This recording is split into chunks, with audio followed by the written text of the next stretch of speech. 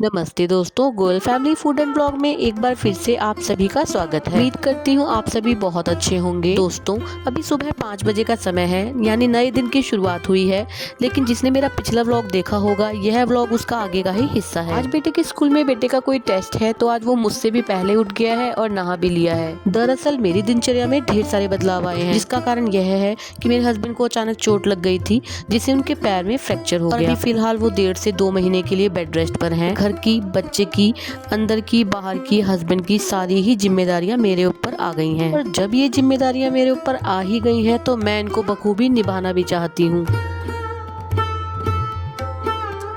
अपने बेटे के लिए मुझे ब्रेकफास्ट और लंच प्रिपेयर करना है, लेकिन उससे पहले अपने पेंडिंग काम जो पिछले कल छूट गए थे वो कर। मैंने नमक का पैकेट खोला था, बहुत जल्दी सील जाता है बरसात में, तो उसको डब्बे में डाला और साथ में मसाला पीसा था उसको भी। चलिए, अब मैं बना रही हूँ सोयाबीन की भुर्जी। जैसे पनीर की भुर्जी बनती है, ऐसे ही सेम सोयाबीन की बनती है। क्योंकि मेरे हस्बैंड को प्रोटीन रिच डाइट देनी है, तो ज्यादातर मैं घर में वही सब बना रही हूँ जिसमें खूब अच्छी मात्रा में प्रोटीन हो।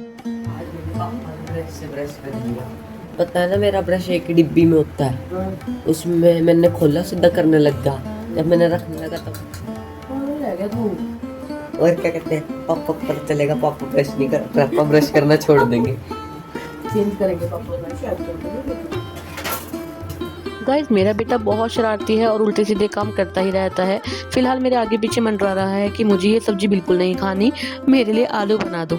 लेकिन गाइस, सुबह सुबह ना इतना कम टाइम होता है, यानी मेरे बेटे की वैन आ जाती है 6:15 साढ़े 6 बजे तक, तो सुबह सुबह 2 सब्जियां बनानी तो पॉसिबल ही नहीं है। फिलहाल मैं अपने बेटे के लिए पपाया शेक बना रही हूँ। बेटा जिद पर अड़ा हुआ था, मैं नहीं खाऊंगा इस सब्जी के साथ रोटी, ना मैं लेकर जाऊंगा, मेरे लिए तो शेक बना दो, बस वही पी कर जाऊंगा। और शेक भी मांग रहा था मैंगो का या बनाना का, लेकिन आज ना मैंगो था ना बनाना, पपाया पड़ा था, तो मैंने पपाया शेक बना दिया और वो भी उसको कोई खास पसंद नहीं आया।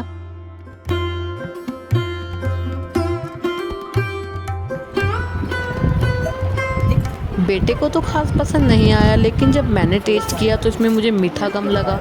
मैंने कहा मीठा डाल के पीकर देखो, लेकिन बेटे को तो मीठा डालने के बाद भी पसंद नहीं आया। बेटे के मना करने के बावजूद मैं नाश्ता ले आई, यह कह के कि आप खाकर तो देखो एक बार, नहीं अच्छी लगेगी तो छोड़ देना। बेटे ने कहा मैं बिल्कुल नहीं खाऊंगा, मुझे बटर दे दो, मैं तो उसी के साथ पराठे खा लूंगा। लेकिन गाइस, मेरे जाने के बाद उसने 1-2 बाइट सब्जी के साथ खाई और उसको वाकई में बहुत अच्छी लगी। बेटे ने अभी ब्रेकफास्ट स्टार्ट ही करा था कि वैन बाहर आकर खड़ी हो गई है। फिलहाल अब बेटा चला जाएगा स्कूल।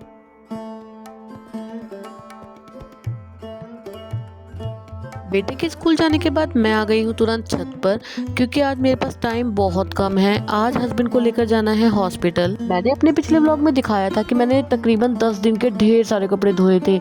उनमें से काफ़ी हद तक कपड़े सूख गए थे, लेकिन कुछ रह गए थे जो मैंने रात को कमरे में ही डाल दिए थे। और अब अगले दिन सुबह मैं दोबारा कमरे से निकाल कर उनको छत पर डाल रही हूँ, ताकि जब तक धूप आएगी तब तक यह थोड़े सूख जाएंगे। फिलहाल मैं उनको ऊपर सुखा कर आ गई हूँ नीचे, और जो 10 दिन के ढेर सारे कपड़े धोए थे उनमें से काफ़ी तो मैंने तय लगा के रख दिए थे, ये कुछ रह गए थे। अभी तो हस्बैंड सोए हुए हैं और मैं कोई भी शोर वाला काम कर ही नहीं सकती, इसीलिए मैं कपड़ों को तय लगा के अलमारी में रख दूंगी, क्योंकि इसमें कोई शोर नहीं होगा। फिलहाल जो हॉस्पिटल पहन के जाने हैं वो कपड़े मैंने निकाल लिए हैं और बाकी सारे ही अलमारी में रख दिए हैं। ठीक टाइम पे मेरे कपड़ों का काम भी खत्म हो गया, हस्बैंड भी उठ गए हैं।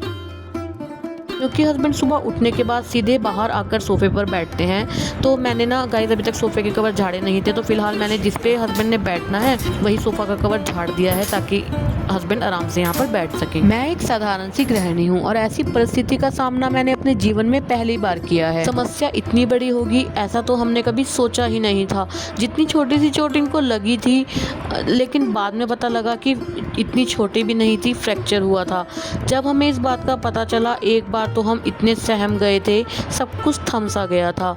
ऐसा इसलिए था कि हम ये सोच में पड़ गए थे आखिरकार आगे होगा क्या, कैसे होगा, सब कैसे मैनेज होगा। मेरा डर अलग था और हस्बैंड का अलग इसलिए क्योंकि डॉक्टर ने बोल दिया था कि 2 महीने के लिए आपको बेड रेस्ट पे जाना होगा, और हस्बैंड उसी वक्त इतना घबरा गए थे कि 2 महीने का मतलब ये घर कैसे चलेगा। लेकिन फिर हम दोनों ने यह निर्णय लिया कि जब ये समस्या हमारे ऊपर पड़ ही गई है तो हम पूरी दृढ़ता के साथ इसका सामना करेंगे। पड़ेंगे। ऑपरेशन के बाद 2-3 दिन तक मेरे हस्बैंड का बीपी बिल्कुल भी कंट्रोल नहीं आ रहा था। उसका यही कारण था कि मेरे हस्बैंड बहुत ज़्यादा स्ट्रेस ले रहे थे, इसलिए डॉक्टर ने दिन में 2 से 3 बार बीपी चेक करने के लिए बोला। और रात भर मेरे हस्बैंड के पैर में काफ़ी दर्द रहा, जिसकी वजह से आज हमें हॉस्पिटल जाना ही पड़ेगा। फिलहाल हस्बैंड को सोफे पे बिठा के उनके जो भी टेस्ट सुबह करने होते हैं या दवाइयाँ खाली पेट देनी होती हैं, वह सब दे के मैं फिलहाल उनको बिठा कर आ गई हूँ और फटाफट से रूम क्लीन कर दूंगी। पहले तो मेरा यह रूटीन था, हस्बैंड की ड्यूटी जाने के बाद मैं बेड क्लीन किया करती थी, लेकिन अब मुझे यह मौका देखना पड़ता है कि हस्बैंड किसी काम से उठे हों,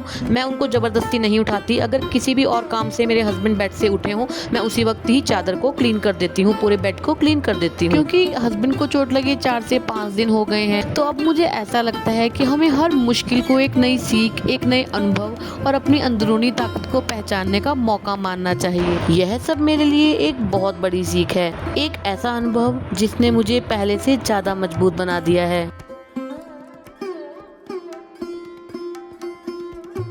हस्बैंड को ब्रेकफास्ट में पकड़ा आई हूँ। अभी मेरा मतलब मुझे अभी नाश्ता करना है, लेकिन अभी हमें आज 11 बजे हॉस्पिटल के लिए निकलना है, तो मेरे पास 11 बजे से पहले करने वाले ढेर सारे काम हैं, यानी कि समय मेरे पास बहुत कम है और काम बहुत ज़्यादा। फिलहाल एक तरफ जो थोड़े मेरे पास बर्तन पड़े थे मैंने वो भी मार दिए हैं, चावल साफ़ करके मतलब भिगो कर रख दिए हैं, और हस्बैंड के लिए मुझे हॉस्पिटल कुछ फ्रूट्स और ड्राई फ्रूट्स लेकर जाने होंगे, यानी कुछ भी हल्का मोटा खाने के लिए। कुछ भी नहीं पता हॉस्पिटल कितना टाइम लग जाए, तो मैं थोड़े से मखाने भी एक साइड में रोस्ट कर रही हूँ, और एक दोनों तरफ मैंने कुकर चढ़ा दिए हैं, क्योंकि हम लोग 11 बजे जाएंगे और वापसी पता नहीं कब तक हो, इसलिए मैं जो है दोपहर का खाना भी साथ में बना के जाऊंगी। वैसे तो मेरे पास टाइम बहुत कम है, मैं बहुत तेज़ी से सुबह से ही कामों में लगी हुई हूँ।